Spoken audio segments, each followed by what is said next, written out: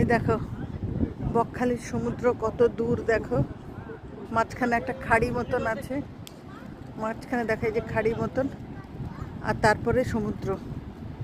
রাত্রির হলে পরে সমুদ্রটা চলে আসে এই অবধি।